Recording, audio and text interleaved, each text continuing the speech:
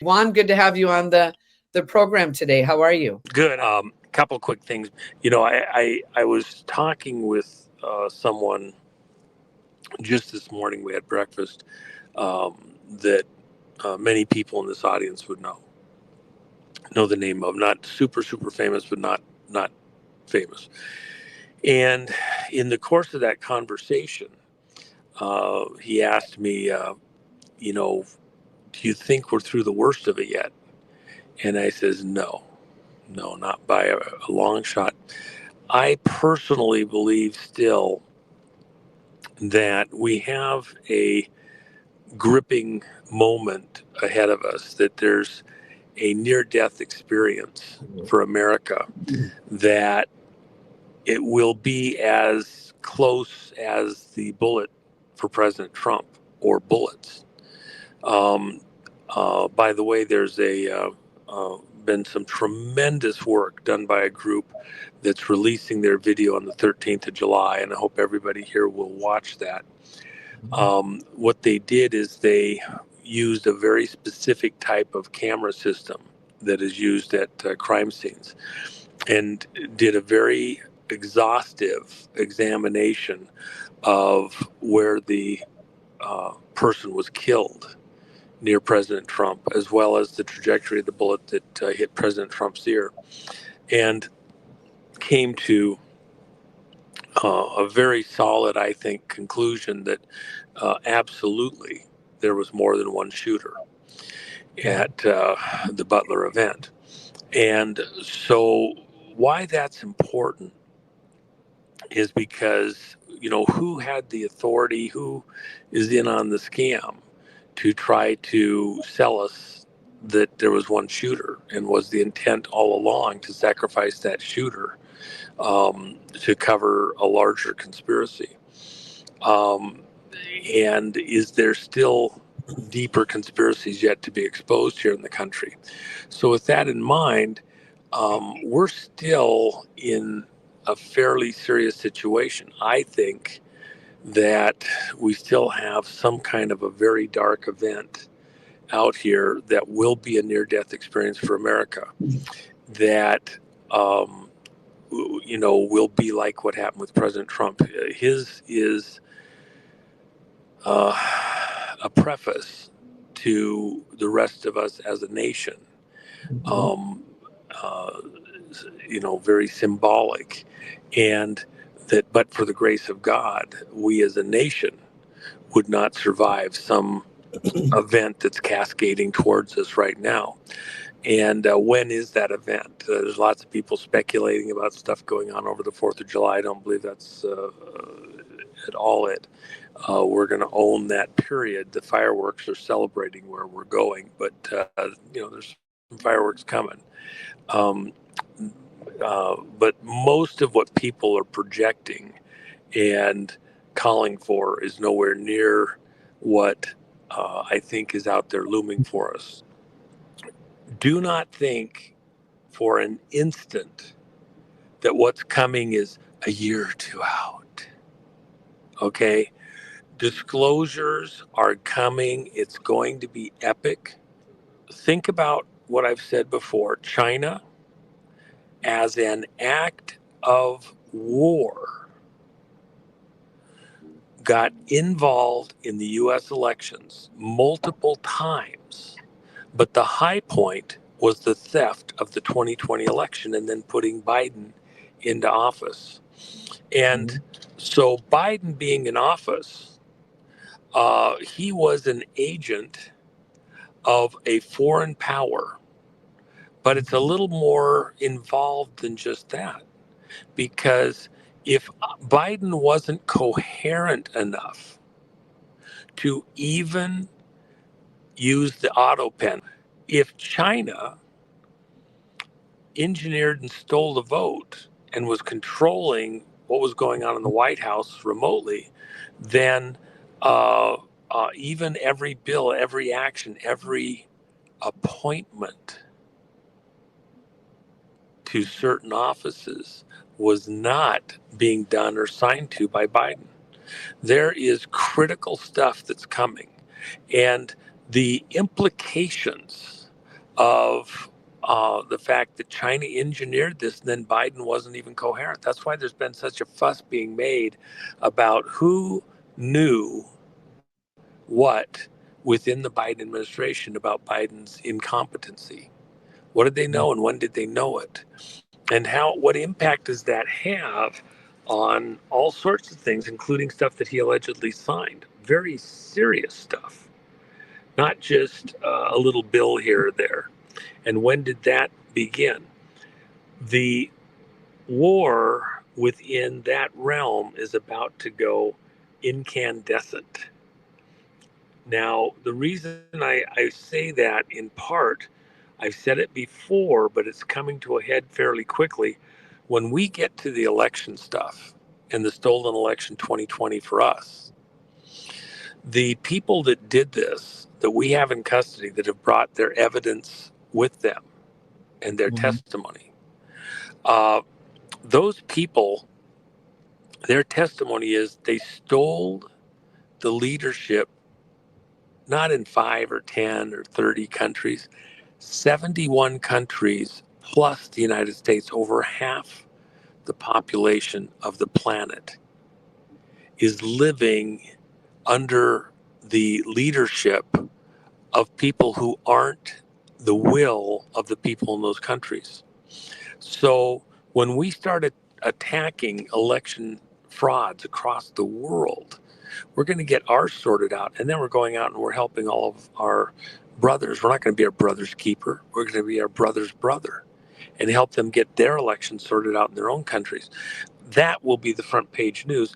And these globalista will not have the ability to pull us off center, off point on that subject matter, as people are going to Gitmo and within the U.S. Through the justice system. They're not going to have that card to play. But before we get there, there's a few more things that have to be dealt with so that we aren't easily distracted in the most important thing. The most important thing that Trump will have done during his entire time in office, in public life, when this is all said and done, the most important thing that he will have done for the world and for America is to return an honest vote of the peoples here and across the world. It will be his crowning achievement. It will be him, what he will be remembered for. I'll tell you another secret. Oh my gosh. Okay. So we are now a week away, give or take a day, from another matter beside the executive order with absolutely the top technologists on planet Earth. I mean, the best. These are people that, if aliens landed on the front lawn of the White House and started pulling out their barbecues and we're going to camp out, bring the kids in, they'd be the ones that would have to go address it to figure out how we're going to respond to it within the right technological areas. These are the people that build, manage everything, the most advanced technology in the U.S. arsenal. And they have looked at the election system as it is. How can it be corrected and modified? Can it be corrected and modified? Does any system exist? And then what's the path forward for 2026? That report will be stunning. And there's a public side and there's a private side that is classified only for the president's eyes and whoever the president decides to share it with. That's coming out in just a week. It will lay the groundwork for why we have to have the executive order, hand count, paper ballot, counted where cast, one day vote, blah, blah, blah, from a technical side. And there's nobody in this world, on this planet, that's going to be able to shoot holes in what they have to say. It's going to be epic. It's coming. It's almost here. And they've been Would working on it for quite some time. Would that be a state by state issue, or would that be well, the only way that it can be implemented is from the federal side. Trump can order that for federal elections, federal offices, that it must be a hand count paper ballot. The states can do whatever they want within their own statewide elections, but this is an important point. He can also cut off federal matching money. He can also say we're not going to finance any of the rest of it. And then, by the way, at the state level, how are the citizens going to feel if the systems, the machines, are not safe to be used for the federal ballot? What makes you think that they should be used still for the state stuff? And are the states going to do a two-tiered election system? Well, for state stuff, we can vote 30 days in advance. We can blah, blah, blah, whatever, mail in, drop box, whatever. But for the federal stuff, it has to be follow these rules that would be outlined coming by executive order. Because why could Trump do this? And here's even from the legal side, okay? On the legal side, first off, these judges, these district court judges that were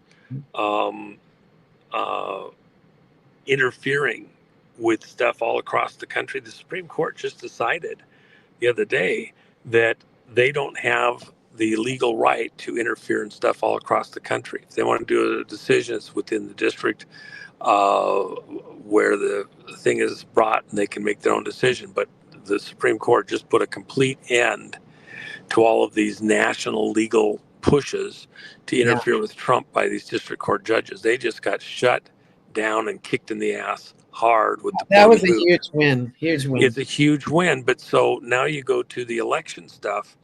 Here's the other thing. From what you're going to hear, your audience is getting something that nobody else is hearing right now, precisely. I'm giving you a heads up, okay? You can take it or leave it. I don't care. Here's what the deal is. The federal side of this is that a stolen election, false ballots getting into the system and being counted, interference in the way the ballots get in or counted, etc. That's a national security matter.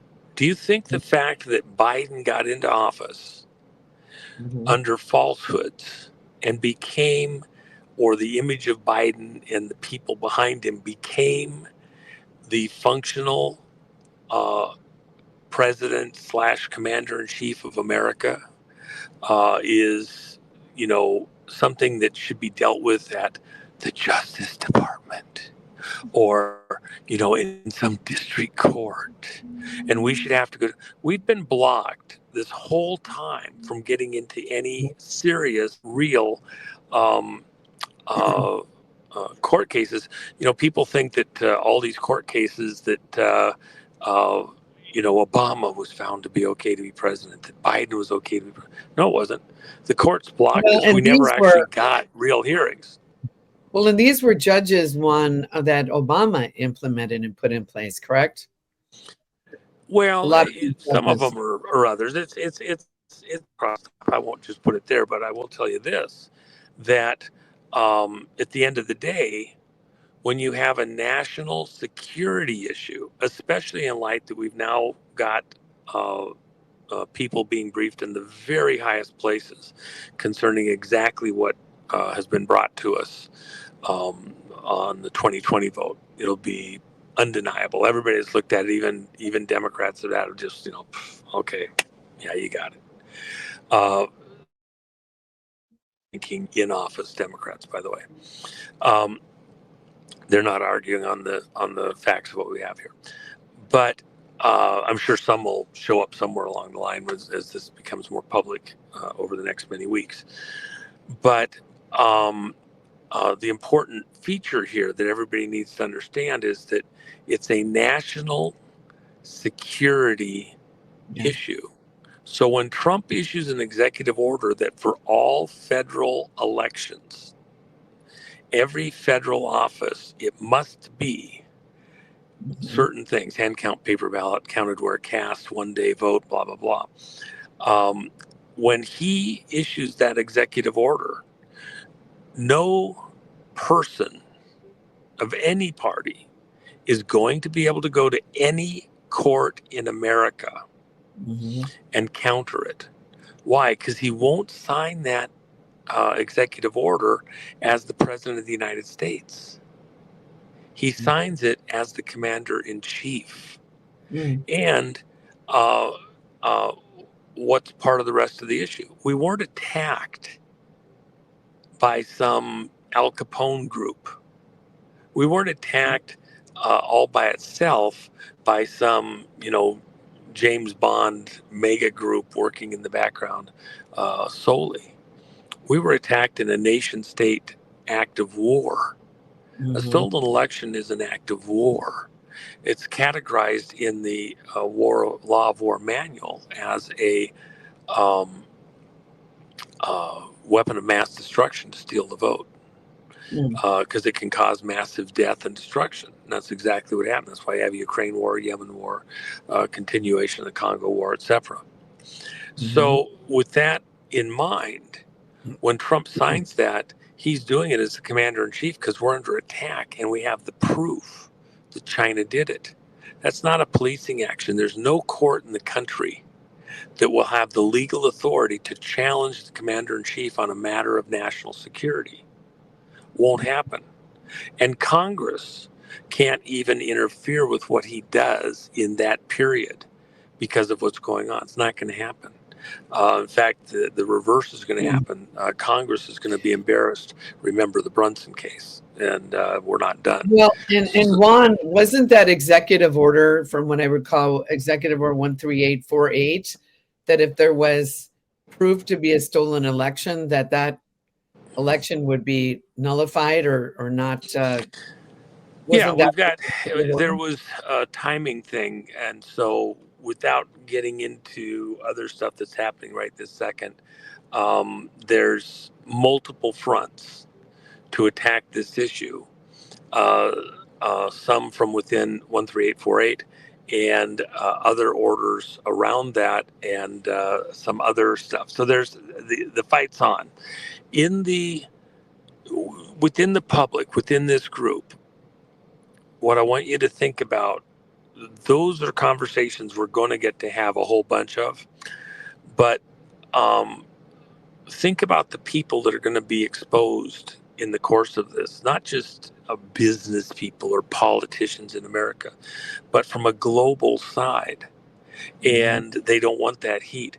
That's why Trump's clearing the decks and reducing the footprint for distraction that could come from these events all around the world on multiple fronts. Even taking care of the arms deal with the Saudis and Qatar. Why? Because that means they're not going to do an arms deal with China or Russia. And those issues are reduced, and they're going to be buying those arms with maintenance contracts for the next 20, 30 years. So they're not Mhm. going to attack Israel. Getting Iran nipped in the bud, and all of the sleeper cells here in America, individuals and like that, start attacking that issue. We're not waiting for them to strike. We're going after them hard. And by the way, a huge number have been picked up with assistance by Iranian citizens working Mhm. inside of Iran, most all of them Christians, by the way, to target and locate individuals here in America that may have been individual targets towards us, including, for the 4th of July weekend and all that stuff. But here is my concern. It's part of the reason why Trump had the security fencing put up around the White House and the Treasury. And he's within the administration going after Powell. He's keeping the interest rates super high, up there at 4.5. Sweden's down at 0.25%. Other Mhm. countries like Japan, 0.75%, whatever. It's asinine. It's a tax on America. And it doesn't anticipate some of the things that are coming and going on right now that we have great knowledge on. So, But why do I say that? And Trump is being pretty verbose. When Trump starts addressing an issue, you got to pay attention. So the dollar's been weakening compared to gold and silver. It's on a trend line, and it has a lot to do, by the way, with the way the Federal Reserve is operating and the money printing and all the money that's been printed. There is turmoil that needs to be gone through. It's pent up. It's waiting. So just like bringing things to a head with Ukraine, uh, the Mid East, Central Africa, look at what DeSantis did in the last week. He built a detention center capable of handling thousands of people a day. You made alligator Alcatraz? That's right, to get them out of the country and to not just take care of the problem in Florida, but to assist with other states also. And it's not lost on him that, by the way, it's within an easy hop, skip, and a jump of Gitmo. Okay. And why is that? I've talked about it numerous times over the last several years. We have over 700,000 sealed indictments in the federal court system. Every one of those indictments can have up to 99 people on them. Now, they don't have, some of them are just an individual one. Most of them have multiple people on it. You're actually talking on the low side, 700,000. Some of them may be duplicate in different areas of the country, but most of them, the real number of people affected by those indictments is millions. And a lot of that is people targeted to move them out of the country for various immigration issues. The process is on getting ready to do that. Well, why is that important? Again, because that's another thing that needs to be moved off the table. Why? Because we're preparing for the fight over what in the world happened coming up to and after 2020, and what are the implications and how are we going to address that? And that fight is the monster mother of all fights. The people who are going to be under attack in this are lots of them internal in very high office. Some of the offices you've never, ever even heard of. Shadow government, I've talked about it before. And then in other countries, we're going to war with some other countries over this, what that was done. There's going to be war crime trials on a Nuremberg type level before it's over. So what would be the way that people at that level would respond? They're going to come after us economically. They're going to come after us in the markets. They're going to come after us financially. And there's some turmoil ahead. Now, ultimately, the dollar is going to do great. And there's going to be things done within the dollar treasury constitutional system that will stabilize that. The markets are going to do great, especially within certain industries. And the market, the stock market's going to go up radically, in part because the dollars that you'll be buying in the market initially will be cheaper, but will strengthen it. We have something that's coming. But why am I saying all that? It's all over the map. The responses are going to be all over the map because it has to be. They're going to make a move. We're going to make a move. They're going to make a move globally. BRICS and banks in London and all that. During that turmoil, it could be a little dicey in a lot of different places. If you're not in that mode to dodge and dive and jump and do whatever, the stable island in the course of that is going to be the metals, constitutional money, and gold and silver coin is ideal. And by the way, there's high drama ahead in July. So being able to take a deep breath, enjoy the cookie contest like that, and then we'll announce winners October 17th. But everybody needs to take a deep breath. It's not the end of the world. The Chicken Little, the 4th of July, bullshit. Take a deep breath. There is some dark stuff coming for the country, and some of it it's not right away. There's a build up towards it, and the stage isn't fully set yet. But will we get through it? Absolutely. But the devil's going to attack. And the fight that Trump is preparing us for beyond all these external fights is the financial one that's about to hit. And he's getting us in place. That's why he put the stuff around the Treasury. He didn't put it around the Federal Reserve building, didn't put it around the IRS building. He put it around the Treasury because that's constitutional. And he's sending a symbol or a signal to everybody: pay attention, pay attention. We're getting prepared for something that's coming. That's up there as much to protect the building as it is to send a message to the American people and to any of our enemies who think they're going to attack us. We're going to defend ourselves. So with that in mind, though, as we move back to, Trump's going to defend the Constitution. Right there, Article 2, Section 10 of the Constitution. What is money? How is it minted? What's constitutional money? Trump's going to go back to constitutional money. He's going to bring the country, the republic, back to constitutional law and authorities. And also back to the gold standard, right, where it used to be. remember, it's not just a gold standard; it's gold and silver. The the more mercurial moves faster, and the more suppressed one. Look, the enemies of the country are more concerned about silver than they are gold. That's why we called it a silver dollar. Okay, and that is much more for actual transactions. Gold is more of a store of wealth. Both of them are a store of wealth. But the more transactional, mercurial of the two, that is for broader use and holding, is silver. And it's also the one that's been the most suppressed. So when the restraints are coming off, it's the one that goes up farther. And by use and other things, it's also the one that's been more suppressed. And they'll both move. And gold is the store of wealth. Silver is the moving wealth that's closer to the people for various reasons. But anyway, well, and Juan, know what's coming. Know what's coming. I remember my dad used to have these Kennedy silver dollars, with John Kennedy on it. Yeah.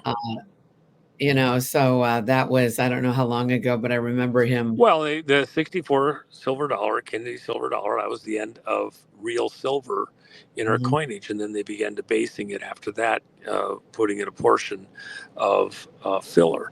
And by the way, Kennedy put out in the year of his presidency the silver notes.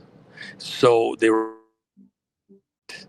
the Federal Reserve, and the Treasury notes, silver Treasury notes, were a receipt for actual silver that existed inside the Treasury system. When Kennedy was killed, in the first week after Johnson took power, I think it was 4 days after, he reversed that silver Treasury note, and then the Treasury agents went out and tried to find every possible silver Treasury note in existence and redeem them back and take them out of circulation. And that protected, again, the Federal Reserve. Trump, you just have to think about where Trump's going. When Trump showed up at the White House on his first day after the inauguration in 2017, Melania was wearing a Tiffany blue dress, and they had packages for the Obamas that were Tiffany blue. The symbology was they were coming back and picking up where President Kennedy had been stopped. And what was the rest of the issue? Kennedy only started the silver Treasury receipt or note. He intended to move the operations from Federal Reserve to the Treasury, back to the Treasury the way where they were supposed to be as part of his second administration, and he was going to do it hard. So if Trump's back to pick up where Kennedy left off, the main move for Kennedy was in his second term. That was what he planned to do. What do you think Trump's going to do? he's going to do the exact thing. He's going to pick up where Kennedy wasn't able to finish the job and go attack the Federal Reserve System and notes as being the arbiter of our money supply. That's why he's writing notes to Powell over at the Federal Reserve yesterday, wrote it right on one of the printouts and said, you don't know, you're too late, you're too slow, you're not doing your job. Well, too slow, so what are you going to do? Trump's getting ready to go to war, and that's why he had the fencing put around the Treasury. Figure it out. Now, we will do fine in the markets. In fact, the stock market, probably by the end of the Trump administration, this second term, will be at a fantastical 60 to 70,000 points. I think there's a precise number that it'll be, but I'll say that for another time. With that in mind, and continuing, the momentum will continue after the end of his second term. But there's a lot of drama before we get there.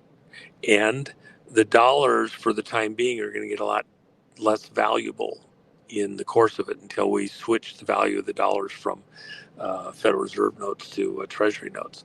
So there's a lot of drama in between. If you're trying to avoid the drama and you can't do hypersonic speed trades every day, paying attention, you're right in the thick of it. There's things that we might want to do, but you want to sleep at night, and you gotta use your head a little bit about it. You might want to leave some of that to other people that do this for a living. The sleep at night, true value, it's not going away, and it's going to stay solid and become more solid as we go to silver and gold-backed currency. The value of the existing stuff is going to go up while we bring more out of the ground and go through the minting process, which is a more involved process. It takes some time. Anyway, that's all I got for you. Okay. Well, listen, thank you, Juan and Jen, and God bless you both. And God bless all of you for watching. This week is very significant.